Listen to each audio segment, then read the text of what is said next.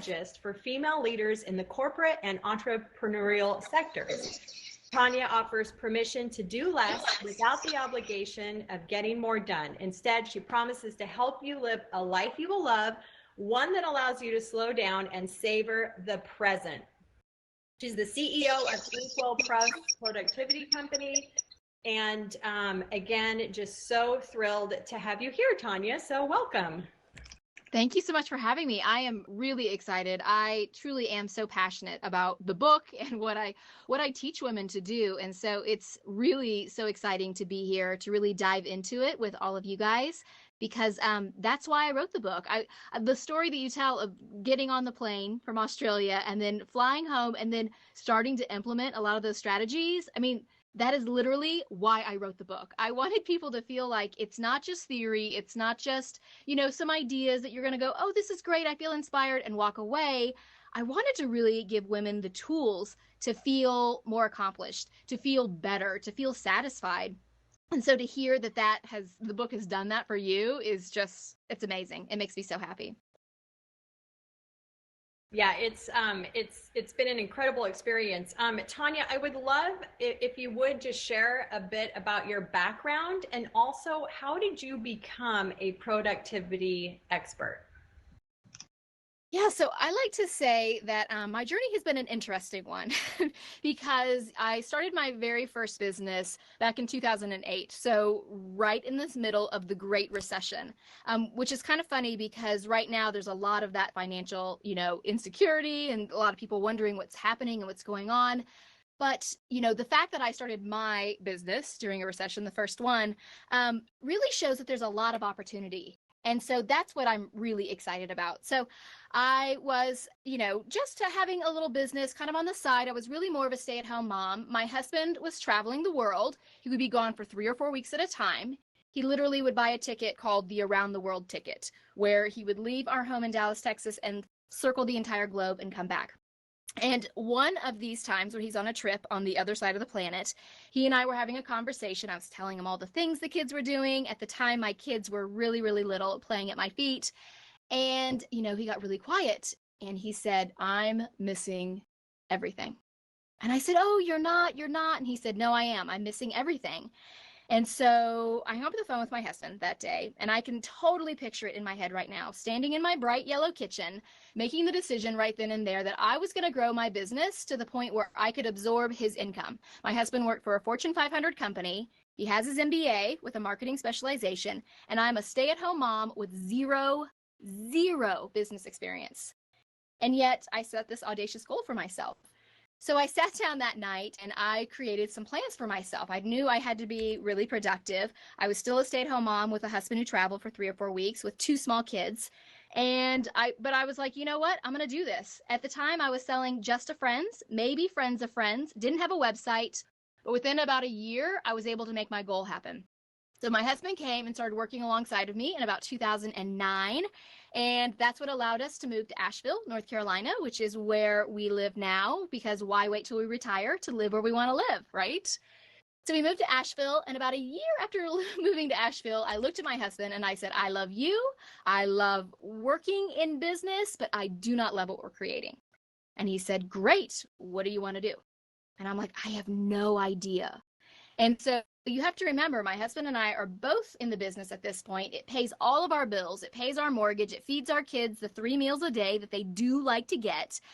And yet I wasn't really satisfied. And I knew that there was something more out there for me that I would be passionate about.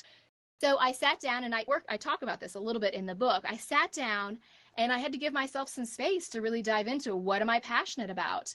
And through that process, I discovered there were 3 things I was truly passionate about. I was passionate about empowering women. I loved the small business coaching I was doing with other women. It really got me excited. I loved seeing them get excited about their businesses. I loved teaching because I used to be a teacher. And so I love having those light bulb moments with people. And then I love productivity because that's what allowed me to scale my business and grow it to the point where he could come and work alongside of me. So out of those 3 kind of disconnected things, I had a thread that connected them all. I created Inkwell Press, which is my company that designs and creates tutorials and trainings for women so that they can be more productive. So we started that business in, what year is that? 2013, I think. Within 18 months, we were a 7-figure business with just my husband, me, and one part-time employee. So I think this is the thing that gets me really fired up when it comes to talking about productivity, is that, really teaching women that it's not about doing more, it's doing what's most important. You don't have to have giant teams. You don't have to have a lot of people even on your team. You don't have to have a lot to be truly successful and to be happy and to create a life for yourself where you are doing things that you absolutely love at home and doing something you're incredibly passionate about in your work life. All of that can work so beautifully together. And I think that is truly why I am so passionate about my message of productivity for women, because I see them after, reading my book, or after they listen to my podcast for a while, or I work with them in my courses and my programs, and they're like, oh my gosh, I didn't think it was possible, but I am actually living a life that I love, that I'm extraordinarily happy with, and I'm able to do the things that matter most to me. And so that is truly why I'm on this mission to really help women find that joy of missing out, to really uncover what it is that's important to them so we can live our lives feeling satisfied, feeling excited, feeling passionate about our days. I think, to be honest with you, so often as women, we run around chasing down busy. We're checking 1,000 things off our to-do list. We're running here, running there. We're running ourselves crazy. We slip into bed at night and we think to ourselves, why didn't I get more done? God, I'm the worst. I didn't get this done. I didn't do that. I didn't do this. I should have done that.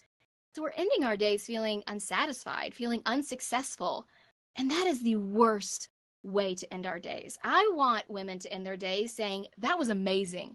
I had an incredible day. I am amazing. And we can do that when we actually do less, but we do things that are more important, because that's really what productivity is all about. Wow, that was amazing. I can just feel how passionate and energetic and happy you are to be sharing this with us, and what an incredible story. And the beauty of it too is that you are living proof of what you set your mind to do. And I know it's a quote somewhere in your book, nothing changes until you decide to make a change over what we do have control over. And that, it sounds like that's exactly what you did. And then you put that into action. Yeah, I would say that's exactly it. And I think that's the thing, is I think so often we have these, experts out there, or these people who want to position themselves as gurus, and it's all theory. It's all like, well, you can do this, or this is possible. I like to say that I eat what I cook. Everything that I talk about is actively what I live. I'm a mom with 2 kids, like I said earlier, when I started, they were playing at my feet. I think my son today, we measured him. I think he's 6'3". So he's now bigger than I am. My daughter is 13, but we've created a life for ourselves that we truly love, and a successful business. I think so often, we talk about this in the book, the idea of, we think it's an either or situation. I can be a really hands-on mom, or I can be a great business owner, or I can do this or that. And there's nothing wrong with some and. It's not about adding more to our plate. It's not about, taking on more, opening ourselves up and realizing we are more than just one thing. And I think that's why my approach to productivity is so different than a lot of what you'll see out there, because a lot of productivity focuses in on work, do all this at work. And really, I want women to understand you are so much more than a worker bee. You're so much more than what you do from 9 o'clock to 5 o'clock. You are a wife, maybe you're a mother, an aunt, or a neighbor, a coworker, a community member. You're so many more things. So why is it that when we talk about productivity, we only focus in on this one tiny aspect of our lives? I really believe in the holistic version, and holistic with a W, the whole self, where really it's all about creating a beautiful life for ourselves so that we feel truly productive. And again, by productive, I don't mean doing more, checking 50,000 things off our to-do list. It's really about doing what is most important. And so that's really what we walk through the joy of missing out in the book. Yeah, it's really a paradigm shift. This whole idea of the joy of missing out and doing less, but focusing more on your priorities. And I think that really is connected to defining mission, vision, and core values, like you talk about in the first 3 chapters. And I just find it so fascinating how important it is and what a great exercise to get clear on what your mission and vision and values are. Yeah, I think it's, and this is the thing, the book is really, you'll hear the word intentional with me, because I like to say to people, I get people in the door because I'm like, yeah, I talk about productivity. They come in the door and then I'm like, listen, it's really about intentional living. That's truly what being productive is.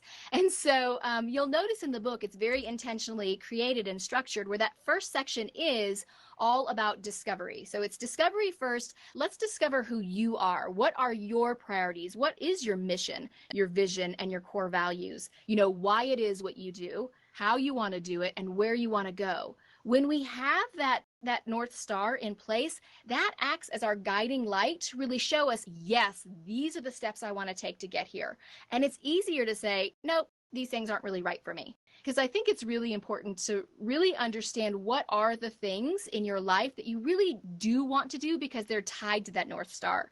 So in that first section, we're talking about that North Star. What are your priorities? What are the things that are truly important to you? Then we talk about clarity, because now how do we really focus in on what's most important, right? I mean, it all sounds well and good, but how do we make that all work? So we get into that clarity section. And then that third section is simplicity, because, all right, sounds really great to focus on what matters most, but I still got to get the yard mowed, still got to get dinner on the table, still got to get kids getting their homework done. How can we create systems that really play to our strengths and our weaknesses? How do we create systems so that life runs smoothly, not just at the office, but also at home?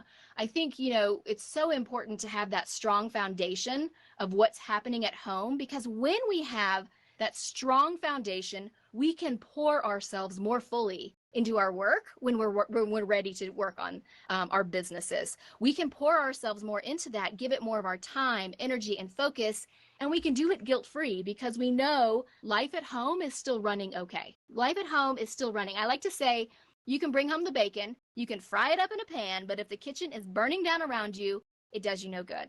And that's why we want to have a nice, strong, steady home life happening. So creating systems at home and at work. And then let's bring it all together for that fourth section, for the harmony. Let's really figure out what are the things you want to do, and let's create a life around that. I did notice in the questions that someone already asked, like, is there a sequel coming? I'm working on the sequel right now. That's actually one of the things I'm working on while we're in this sheltering at home, besides running my business and homeschooling my kids, like many of you are as well. I'm also working on book number 2. So that's coming out in October of not this year, but next year. Oh my gosh, that's so awesome. We're all going to be so excited for that. I'm excited about it too. I really am, because I feel like it's almost an extension of how do we create a life that feels more purposeful? How do we create a life so that we are actively working towards that on a daily basis, that life that we're really looking for? So I'm really excited about it. It's been a lot of fun to dive into, and I find that with the joy of missing out, I got to really dive into concepts even deeper than I ever had before. I think that's one of the joys of writing a book, is you really submerge yourself fully into it. And I get to speak to women in all different walks of life, and pulling stories and trying to understand what their, problems are, or what the issues are that they're dealing with, so you can address them in the book. And so that's been a lot of fun also. Yeah, and Tonya, you mentioned something. Oh shoot, am I echoing? You are echoing, maybe. Okay, is this better? Yes. I was just going to say that whole idea of, we're always multitasking. So many of us are multitasking and try to manage our work life and our home life. And you mentioned, that there's that overwhelming feeling of being overwhelmed, and at the end of the day thinking, okay, what did I get done? I was busy all day long. I did 100 things, but I didn't do my priorities and the things that I really wanted to get done. And I found it interesting with the idea of that clarity and getting the systems in place. it really helps to relieve that feeling of guilt, because, on focusing on what's most important or on things that you actually truly want to accomplish. Because I know that gets tied in there a lot of times. If we, take time out to do 30 minutes of exercise or reading a book or that kind of thing. I think you're absolutely right. I think there is, especially with women, this underlying feeling of guilt.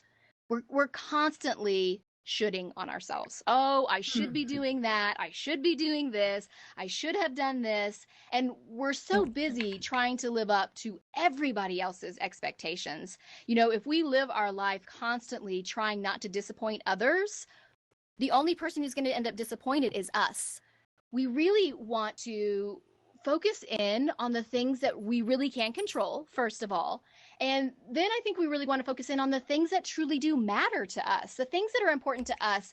And I think we think we are supposed to do a lot of things. We think we are supposed to check 50 things off our to-do list. But let's think about it this way. If you take 50 steps in 50 different directions, where are you going to end up? I mean, you could end up in the same spot. You could end up further behind. Who knows where you're going to end up because you're going 50 different directions, right? But if instead of focusing in on the number, on 50, let's choose instead to focus in on five intentional steps, 5 things that are important to us that move you forward in one direction. If you take 5 steps in one forward direction, where are you going to end up? Closer to where you want to go. Right? We think that it's all about the quantity. We think it's about the 50, when really it's quality that wins hands down every single time. 5 steps are so much more powerful. It's so much more, tied to really what we want than the 50 that are taking us here and there and everywhere, wearing us out, making us feel like we're chasing our own tails, making us fall into bed exhausted, right? And so it really is this idea of when we do fewer, we can do it better. So when we're choosing the fewer, this is what we talk about in that section of the book called Clarity. It really is, what is it that matters most to me? And that's why we talk about that whole idea of the clear framework, because I feel like so often people would say, well, what is important? Tell me, like they want a list. Give me a list. What are the things I should be doing? I'm like, well, there we go. First of all, with that word should. Second of all, I can't give you a list because each one of us is unique. And that is a fabulous, amazing thing. We should embrace the fact that we are very diverse and very different, which means we have different things that are important to us. And so I really wanted to create some way, some kind of framework so you could figure that out for yourself. And that's why I came up with that whole concept of the clear framework, where you ask yourself the 5 questions. Is it connected to my North Star? Is it linked to a goal? Is it essential? Is it something that has to be done by me? And that right there, ladies, is a loaded question, right? Does it have to be done by me? Because so often we don't like to delegate things out because we worry someone's not going to do it as well as we do, or we worry about putting something else on somebody else's plate, right? So really asking yourself, though, is this essential? Is this something that really I have to do? And then that A is this advantageous? And I think that is a huge one. Is what I'm doing today going to benefit me down the road? Is this going to be a way for me to invest in myself and in my future, whether that future is tomorrow or a week down the road or a month down the road or even a year or two? Is this advantageous to me and to my business? And then that last question is this reality-based? Because I do think there is a lot of, I like to call myself a recovering perfectionist, because I'm always dealing with it. It's not something that I'm, quote unquote, cured from.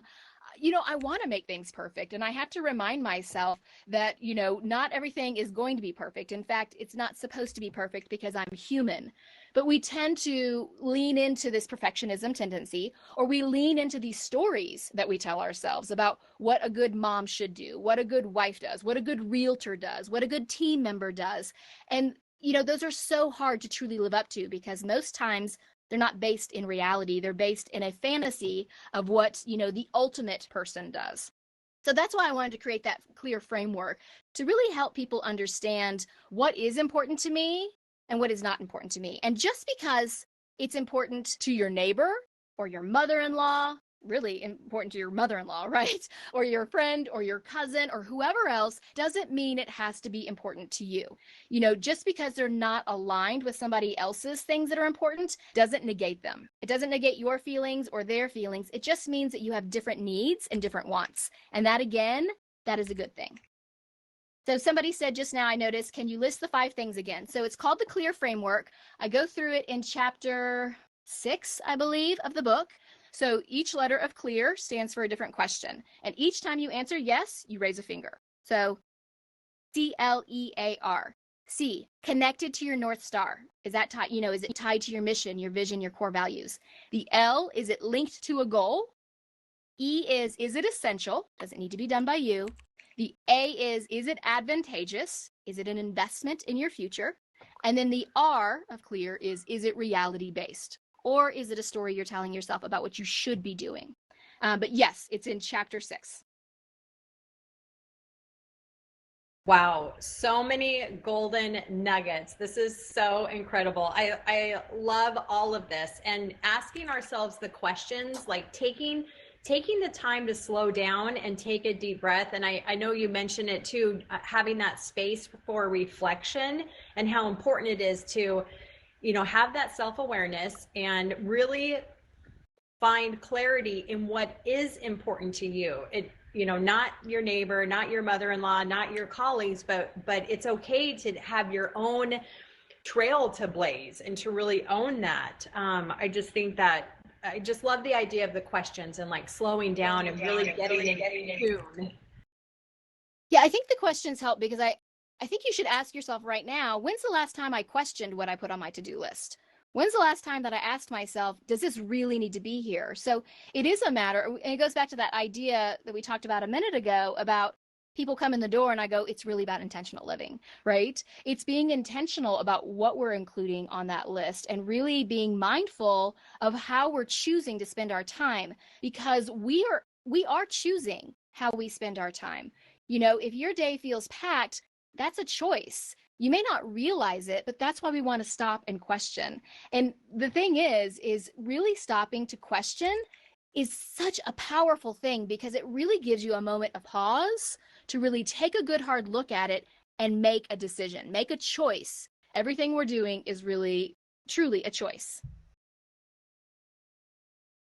Yeah, and it actually reminds me of in the book, and I actually just turned to the pages, page 24 and 25 and 26 and 27, where you talk about this concept of 100 years of being you. And then the way you fill in those days, like, let's see, there was one thing, there's only, 5,000 Fridays, and, just kind of that breakdown, that is such an impactful visual for how much time we actually have. Yeah, I wanted to have a way because I feel like we have such an interesting relationship with time, if you think about it, because in so many ways feel like we don't have enough time. And we say that all the time. Oh, there's not enough hours in the day. There's not enough time to do the things I want to do.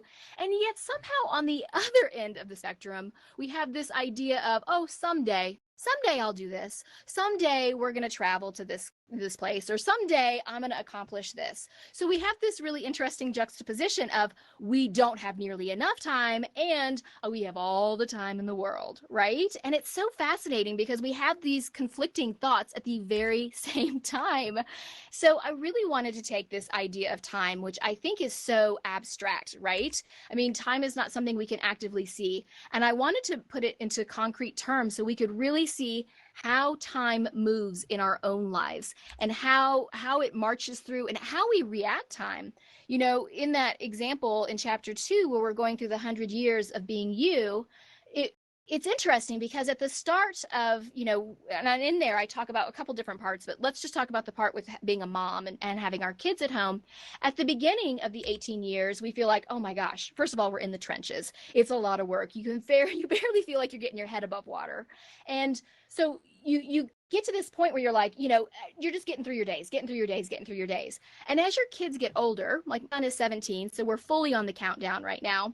we have these very limited number of Friday nights left in our lives that we have with our kids, and they suddenly become more precious. They're the same Friday nights that we had with our kids when they were 2 years old or when they were 5 years old, but somehow they've elevated in our minds. Like if our kids want to sit with us on the couch and they want to open up their mouths and share something with us, when they're 17 years old, it's like, oh my gosh, this is a precious moment. I'm going to stop what I'm doing and I'm totally going to listen. But we don't do the same thing when they're 5 because we feel like we have all the time in the world. So let's take this intentionality. Let's not wait till we get, to the end of this time. Let's enjoy, let's savor. I really want women to use the word savor and linger, to really enjoy time and the space we can allow for ourselves, rather than feeling like I'm just rushing through my days, checking off my things so I can get into bed at night. Because that's not what life is about. Life is really meant to be enjoyed. It's meant to be savored. It's meant to be spent with the people and the things that we love. So let's create our days to make that happen. That's truly what we want to do.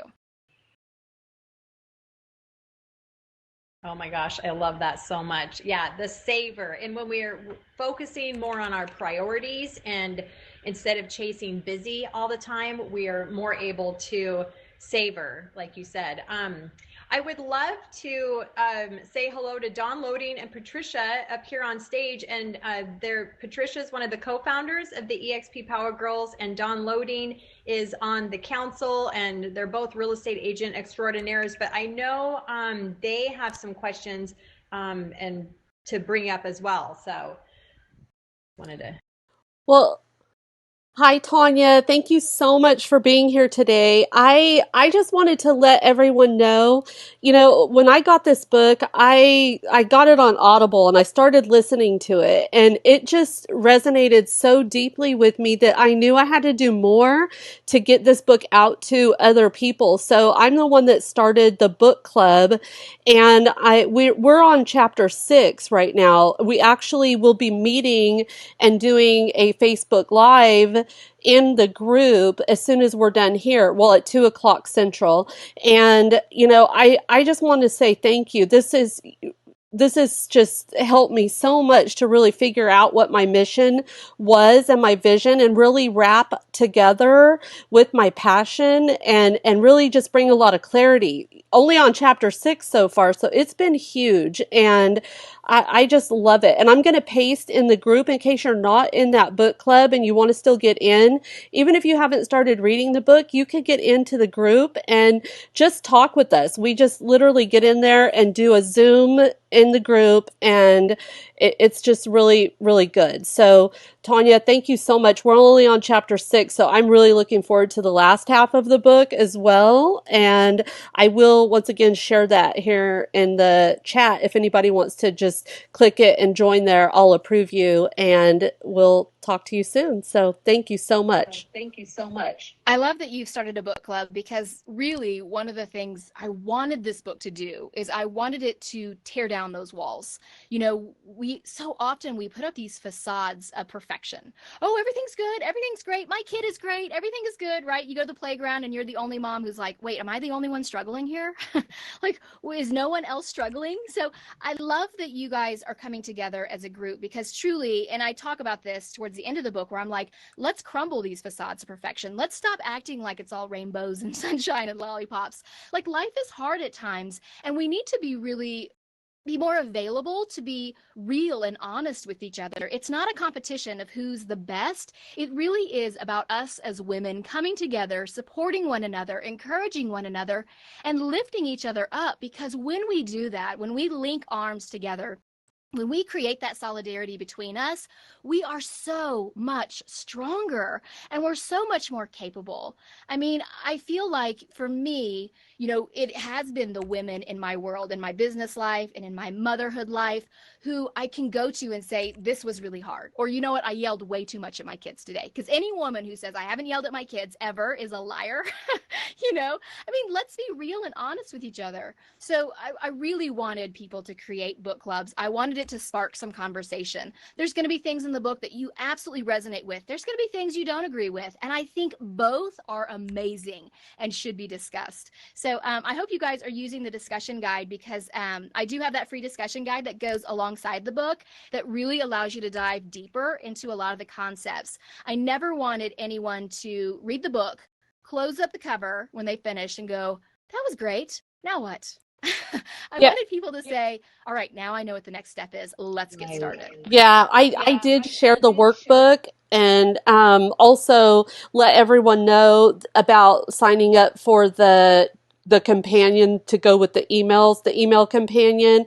And last week we talked a lot about the different attachments that you provide, and they were just so great, like helping me to figure out that mission, to put that into words, what I was feeling, because I've been with eXp for 3.5 years and just opened up so many more doors, and I couldn't really get that put down onto paper. And your tools helped me do that. And it just lit another fire in my heart that just really, really helps bring it all together. So yeah, we are using that workbook, and the link is in the group. So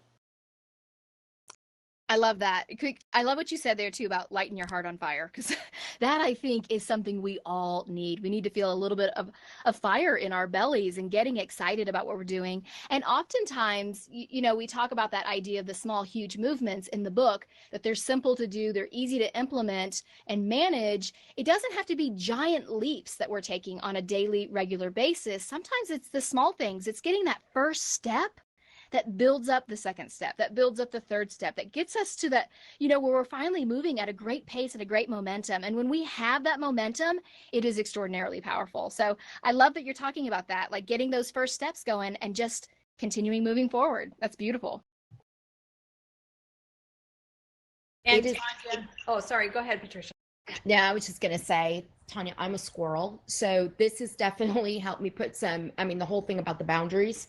And then when you did describe about the timing, like I don't have children personally, but like those days, how many Friday nights you have. And when you look at stuff like that, it does put stuff in perspective, and it shows like what's an urgency to get done versus what you just feel like you have to get done to say you were busy. And just, this is the type of book, like you said, with the workbook, like we were doing with Dawn in the book club, is working through it, because it really does show you that priority of really working of what's important and what's not. I've never had something be like Dawn says, like have that passion where like I feel like I have that these, put some of these boundaries in place, and this has helped me, and I felt less squirrel. And that's pretty amazing for me. So yeah, we really do appreciate it. And doing the workbook along with it has definitely, it just enhances that and shows how important it is to do the work. Yeah, I love what you said there about feeling like a squirrel, because I think you're not alone. There's a lot of shiny object, right? Whoops, squirrel, squirrel, right? We're kind of moving from thing to thing. And I think part of it is this whole idea of busy, that busy is glorified in our society. Like, how many times do you see coffee mugs or posters or journals or things like that that say, I am very busy? We feel like if we're not busy, we're somehow failing, that we're not doing enough. How many of you listening here today, how many of you have ever had 5-10 minutes where all of a sudden there's nothing, where you're supposed to be, nothing you have to be working on, and you kind of stand there and you're a little bit unsettled, like, okay, what have I done wrong? I've got 5 minutes to myself, right? Mm-hmm. Yeah, because we feel like we're supposed to fill our day. And we don't have to. It's this whole idea of, the badge of busy. If I'm busy, I must be important. And instead, it really is, it's good to have that time. It's good to have a pause in our day. It's good to take time and really be intentional. We need the inhale so that we can exhale. We need the in breath so we can go and do our best work. So it really is, you guys touched on this earlier, it is a mindset shift. It really is shifting that paradigm and changing how we look at things, like how we feel about packing our day full, how we feel about that word busy, how we feel about, thinking that we need to hustle here and there, how we feel about the stories that we tell ourselves about what we are supposed to do and what other people tell us we're supposed to do. So I love all of that you guys are really diving into it and embracing a lot of these concepts.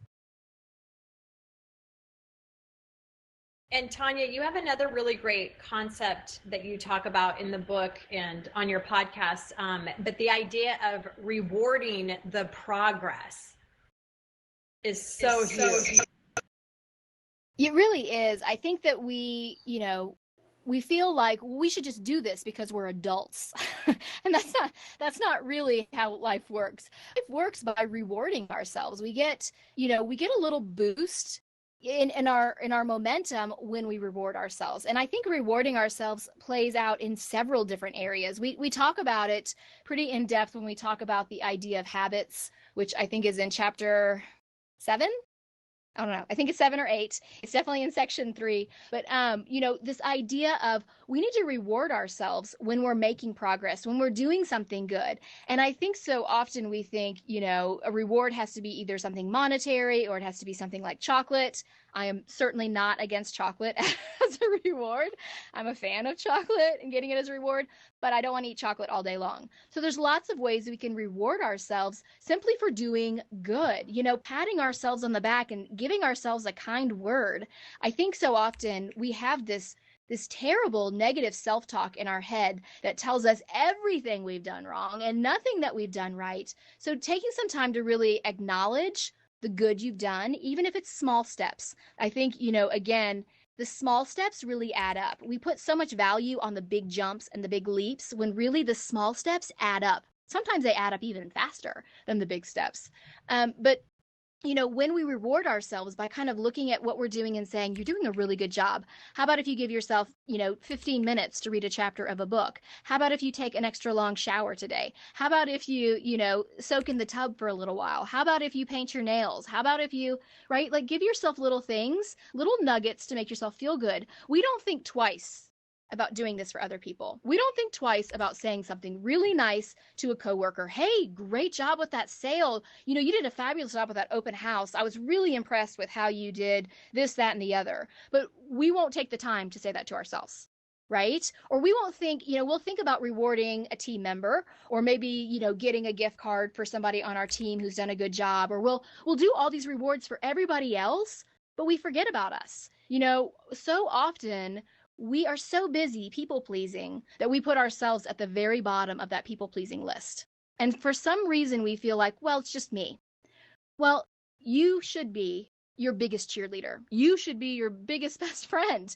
I mean, really, if you don't believe in you, who else is going to believe in you? One of the things I hear sometimes from women in business, and it's very frustrating, I've experienced this myself, but that people don't want to take you as seriously. Right? Because you're a woman, or maybe you're working part-time, so you're not quote unquote as serious. And people will take you seriously if you take yourself seriously. People will treat you in ways that you treat yourself. So you have to take the lead on that. You have to really show people how you deserve to be treated. And I can tell you right now that you deserve to be treated better than you've been treating yourself.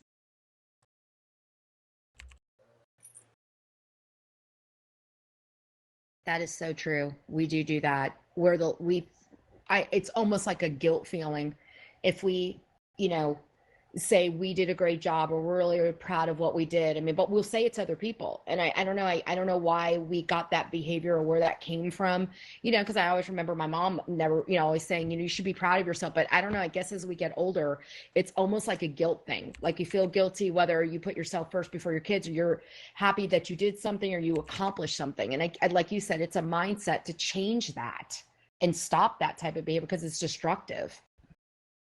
Yeah, I totally agree. And I like what Katie V said. She said the word guilt needs to go. And I absolutely agree, because I think we tie in so much with guilt. So many of the things that we choose to do, we choose out of guilt. We say yes out of guilt so often. And we say no to ourselves out of guilt. So it's the same thing, right? But it's because we feel guilty. And I do think that, part of it is we're givers. We love to give. We give, and then we feel guilty getting. We think that our job is to lift everybody else up. And if somebody were to come and try to lift us up, then we feel guilty that we've been a burden to them. I want you to think about this, because truly allowing others to lift you up and allowing you to lift yourself up is a gift that you can give. If you think about when you've had a friend maybe someone that you know who's been struggling and you reached out a hand. You did something, you made a phone call to them, you helped them with something. How does that make you feel? You feel incredible, right? Like we feel amazing when we're able to help other people. So let's flip that on its head. Let's shift our mindset on that a little bit. How can we allow others to feel if we show that we need help? We can help them feel better about themselves by lifting us up. What if we looked at it that way instead? What if we instead chose to, instead of thinking that we're a burden to other people, that we're giving them the choice to be able to feel good about helping us? And I think this is true when it comes to just about anyone. And I want to include, for those of you who are moms, your kids in this. Allowing your children to lift you up, telling them when you have an extra stressful week at work, that is a gift you are totally giving your children to make them feel more a part of the team. I think so often we think that we have to be the one who are running the show and we're lifting everybody else up, and we are exhausting ourselves in the process. Here's the truth. You cannot shine your light on others if your battery needs recharging. You cannot. There's no way for us to continually give if we're not recharging ourselves. So we need to be good to us, and we need to allow other people to be good to us as well without the guilt. I'm all with KDV, who says, let's get rid of that word guilt. I would love that. So amazing. My hand is literally over my heart. I just feel like this is so edifying to hear all these great activities and practices and concepts and mindsets. I just feel like this has just been such an impactful session today. And Tonya, thank you so much. I would love to see if there's any questions. I know there's lots of questions going in the type chat, but does anyone have a question or a concept or something that they'd like to ask Tonya?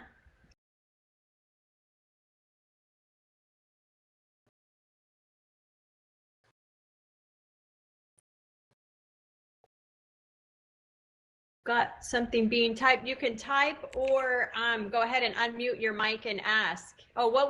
Great question. What would be our first step for like systems or like getting started? What would be some good steps to get moving in the right direction? I think if we're talking about systems in general, I would start small. Start with something that really is small, but will make a big impact for you. Something like, let's think about some meal planning. Let's say that meal planning is something that is a pain point for you. So really addressing something that you know right now is like, oh, I hate doing that, or that's the worst part of my week, or this is the thing that I really dread. What I would say is, first of all, let's gather together your board. And by your board, I mean like your coworkers at work, perhaps, or your team at home. Gather your kids and your spouse or your significant other or your roommate and kind of have a conversation about, how does this work? Let's figure out what the problems are. Why is this such a pain for me to do? Why is this creating so many problems? And I would start by looking at what the problems are. Where are the pain points? Where are the stumbling blocks? What are the bottlenecks? Is what's slowing you down? So let's say for meal planning, maybe it's the fact that, you're not really good at chopping vegetables. So, could you create a system so that you meal plan on Sundays and Sunday afternoons, you just chop up a bunch of onions and carrots and get everything ready and kind of bagged up in your fridge? If it's, creating a system for work, where are the bottlenecks? And really start looking for where those pain points are. I think the big thing is a lot of times people want to just tackle everything all at once. Like they want to fix all the problems. I say, again, small steps are better than no steps. Let's start small. Start with one system and let's work on that thing. Let's get that going and then build on it. Build one thing after the next and really start looking at what's going to make the biggest impact, because a lot of times it is one thing that's really causing you a lot of distress or a lot of frustration, and fixing that one thing is like unlocking, it's just so much better. So, and then you can build from there. So that's what I would say, is start with what's most painful for you, that you feel like would be a simple system, and then don't feel like you have to do it on your own. Again, you don't have to do all the heavy lifting. Bring in the team players who are involved and have a conversation about why this is a problem. And then think about, do you have to do every step of that system? Or can some of those things be delegated to other people on your team, your teams at home or your teams at the office?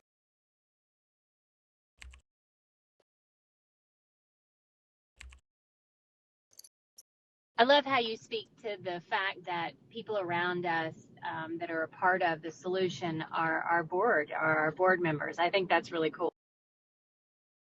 Yeah, I think so often we do feel like we're supposed to be the one who are just driving the bus all the time. We're the bus driver, we're the taxi driver. And so we feel like everybody looks to us. And the reason why everybody looks to you is because you are the one who's solving all their problems, and you're wearing yourself out in the process. If instead you allow people in and you say, okay, we need to fix this together, I think it's almost surprising how many people are willing to step up, how many people are willing to really, be a part of it. And I think truly, if you think of it this way, when we're thinking about building teams, and I'm talking about your teams at home and your teams at the office, when we're building a team, what helps your team be stronger? It's not having one strong individual and everybody else just following their lead. It's everybody having a voice, everyone feeling like they are an active, contributing member of that team. And I think, especially in our home spaces, we feel this, especially with our kids, that we are not supposed to lean on our kids at all. And I'm like, if you lean on your kids feel like they are helping. They feel like they're actually a part of the team. It's not things that are happening to them, but with them. And I think this is true in our office space as well, with people who are, maybe below us in the org chart, bringing them into the circle, sharing with them some of the struggles, letting them maybe step up to the plate and bringing their own set of gifts to help solve the problem. It's always surprising how much easier it is when we lighten that load by sharing it with others and really thinking of them as your board, because you're all in this together. You're all moving on this journey alongside of each other. We are stronger together. Let's do this together instead of you carrying everybody else. Tonya, I have a quick question. Sorry, I'm ambassador of a local women's group here in Calgary, and I had an interesting situation. Out of nearly 200 women I interviewed to go into this group, nearly 3/4 of them minimized the size of their companies, their role, their position, their achievements. And I saw this common thread. First of all, what do you think? Where does that originate from? And what are the ways that we can help start countering that dialogue within our head? Okay, so you couldn't hear me because my mic was off, but I was like, Yeah, I know exactly what you're talking about. It's actually called the confidence gap. And it's this interesting phenomenon that affects women way more than it affects men, in that I'm trying to remember the exact stats. Let me see if I can pull it up real quick because I have it on my computer, because I want to tell you exactly. Give me 1 second, because it's fascinating, because as women, we feel like we're not experts. And it's kind of amazing and it's shocking. Like, there was this really interesting incident where this woman was speaking on stage, and she was speaking actually about breastfeeding. And she said, who in the audience, and she's speaking to men and women, it's this packed room. She says, who in the audience is a breastfeeding expert? Not a single woman raised their hand. A man raised his hand, and he said, I watched my wife breastfeed my two kids. And she was like, how is it possible that all these women who've actually breastfed their children don't feel like experts, but somehow this man does? And, I think it was Hewlett Packard. So I found this thing. In 2008, Hewlett Packard did its research, and it showed that women apply for open jobs only if they think they meet % of the criteria listed, whereas men will respond to the posting if they feel like they meet 60% of the requirements. So we have this whole idea that to be an expert, we have to have it all figured out. And I think that's true in so many areas of our lives. And this is why we have a hard time presenting ourselves so often as experts. It's something that's really literally hardwired into our brains that we have to have it all, everyone together. And if we don't have it 100% figured out, if we don't have 100% of the qualifications, that's not the right job for us. I think it's fascinating that for men, they just need to have 60% in order to feel self-assured and qualified. And I think that this is something actually that I'm studying and looking at when I'm diving into my next book. It is this idea of the confidence gap and why it is that we feel this way. But it's really, it goes back to our ancestors and how tribes used to work and how women could not stick their necks out without worrying about being ostracized from the tribe and without worrying about even maybe getting killed. So we have this fear of X out because that's kind of been built into our ancestry. And it's fascinating, all the research that's being done on that. I think what we can do to really combat that, this idea of minimizing who we are, minimizing our businesses, minimizing, is really surrounding ourselves with like-minded women who will remind us on a regular basis of our accomplishments, women who will remind us how incredible and amazing we are.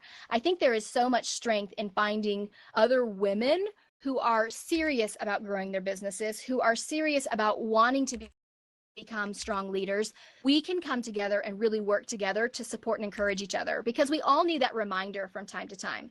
It is, yeah, like you guys have here with your power girls. It is really coming in here into this group and being real and honest and saying, I don't feel confident in this. It's okay to not feel confident, but let your sisters come alongside of you and build that confidence for you.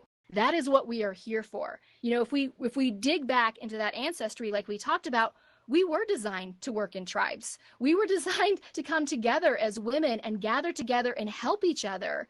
And that's what we're wired for. So let's use that to our advantage. Let's lift each other up, remind ourselves of our strengths. I think for you yourself, you can create a list of what are the things you've done well. You know, in chapter 9 of the book, we talk about the idea of the daily download and taking a minute to remember your accomplishments.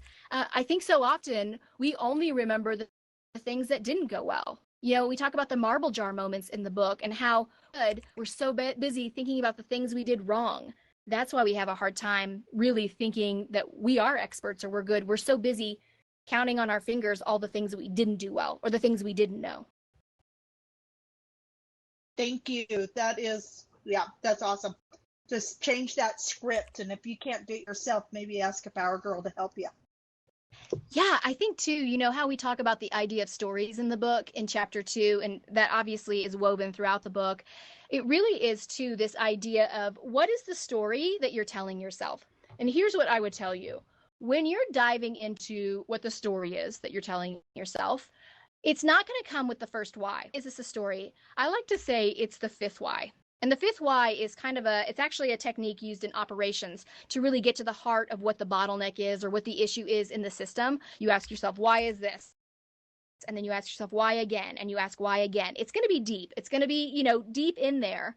Why is it that I think this is true? Why is it that I think that a good boss does this? Okay. Why is it that I think that? Why is it? And you get into these deeper levels of why to get to the core of why it is this story is there for you. And once you can pull that out, once you give light to why that story is there in your head, it loses its power immediately because you can call it out. I know why I'm thinking about this. I'm thinking this because such and such happened when I was a kid, and this, you know, teacher said such and such to me. Or I know why this is. I had a guy that I dated who told me that I did such and such. And so when we shine lights onto these stories and we get to the heart of why they are there, they immediately start to disintegrate. Kind of like gremlins, right? They can't have sunlight. We shed the sunlight on them, they start to go away and they lose their power over us. And that's when we can really start rewriting these stories. We can write our own scripts. The story that you're in right now is not over. There's still a lot left of your story. So let's choose what that ending looks like. And by really digging into it, that's how that'll happen.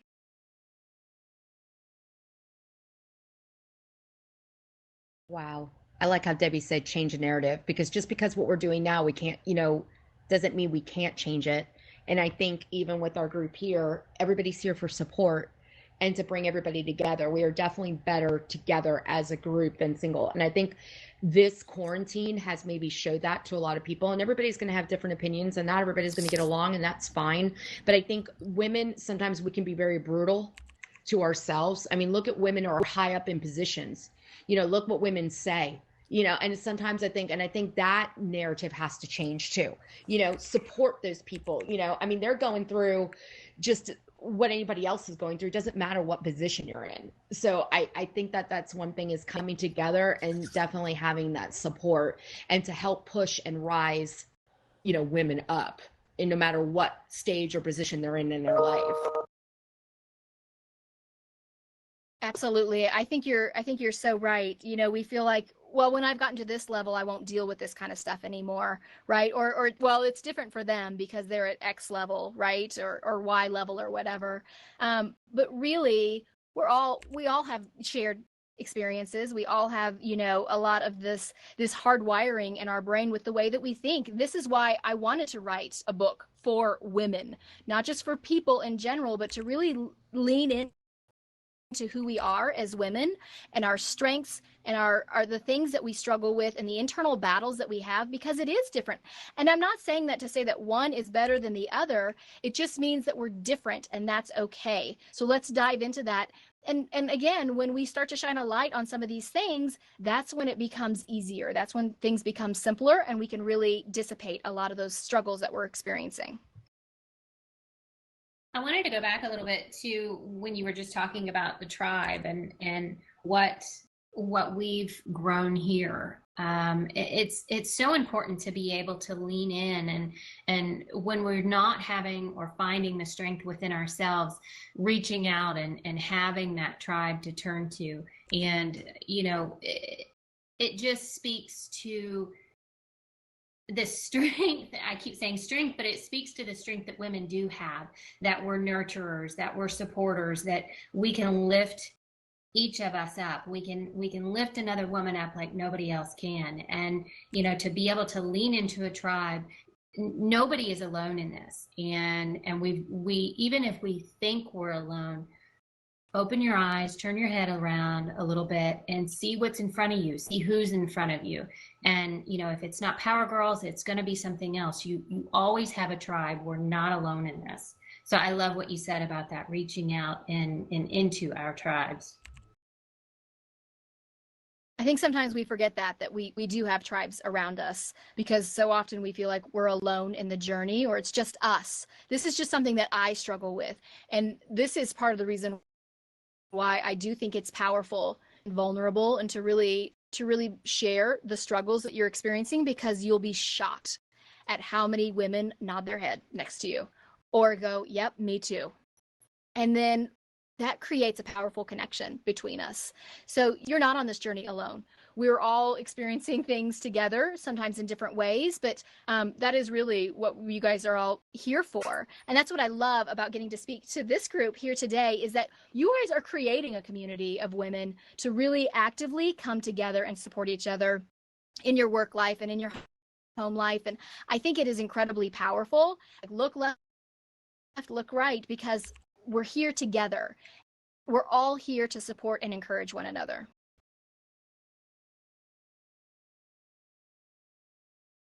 Oh, so true. Beautiful.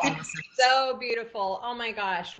This is just incredible. How are you doing on time? I know it's been an hour. I would love to go another hour, but I know everyone's busy. I mean, this has been so amazing, Tonya. I don't even have the words. I know we're just getting so much out of this. I don't know if you have to run off, or does anyone have any, or first of all, Tonya, do you have to run off right this minute? I can probably stay for like another 5 or 10 minutes. I will tell you my computer battery is quickly dying for some reason.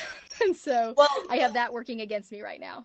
Okay. Well, we want to be respectful of your time. And it is just shortly after, 3 o'clock Eastern. We did want to do a group photo, if that was okay, and have everyone in the audience come up on stage.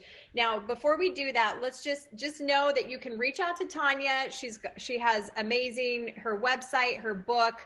Tonya, we are so grateful for your words of wisdom and just this whole sense of community around women and women in business, and that we are all in this together. And just thank you so very, very much. We really appreciate you being here and spending this time with us.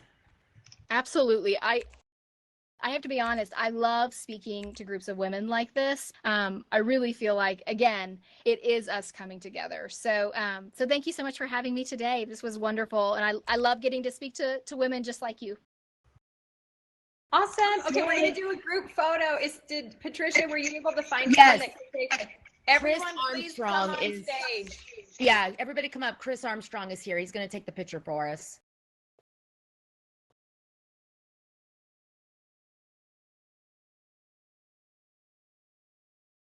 Oh, oops, please come to the stage. Get a group photo. This has been so amazing. Oh, I cannot tell you. Just give me a couple of seconds. I'm trying to find the best vantage point here. Awesome. Thank you, Chris. Thanks, You got Chris. it. You got it. And it looks like we'll be able to tell who's not attending their avatar. I love it. That's so funny. And by the way, that changed the narrative. I actually got that off of one of Tonya's podcasts I was listening to yesterday. And I just thought, wow, we can change the narrative. I'm in control of my own narrative, my own story. Right? Like we all are. And I did put the link for the podcast and Tonya's website. And so if you guys want to copy and paste the chat box, there's some great information in there. So her links are in there. All right, I'm getting my screenshot Awesome. here. Is there a way, can you stand in front of the podium? Y'all are behind the podium because I think the podium's in front of everybody. Is there room in front of that podium? There we go. There we go. Line on up.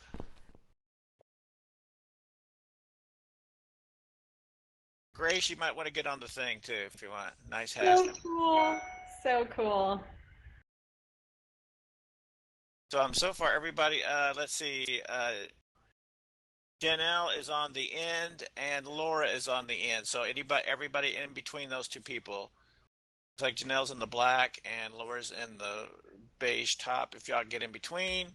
And so I'm going to do a couple of pictures and of course we're going to do a little dance and I'm going to turn it into like a music video. So that's what I do. All Chris right. is so good at all this stuff. I have fun. Love it. Thank you, Chris. Okay, give me 1 second. I've got to do something on my computer and we'll be off and running here.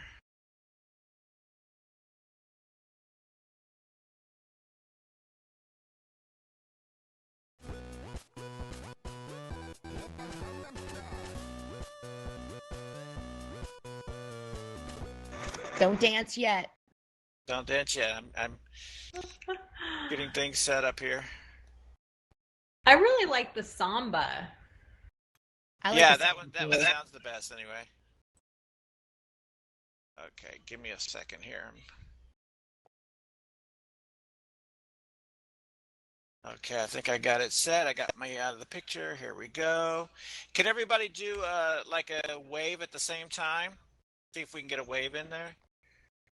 Like, okay, well, oh no, Let's count it down. not the hand up, the wave, the actual wave. It's right click on your avatar. There you go. Count it down. Okay, I'll count it down to 1. Here we go. 3, 2, 1. Hey, we had a couple of people right in front of me here. There we go. Okay, here we go. 3, 2, 1. And okay, so I got picture. Okay, now I'm going to screen record and everybody can just go crazy. And I'm going to turn this into, give me 1 second.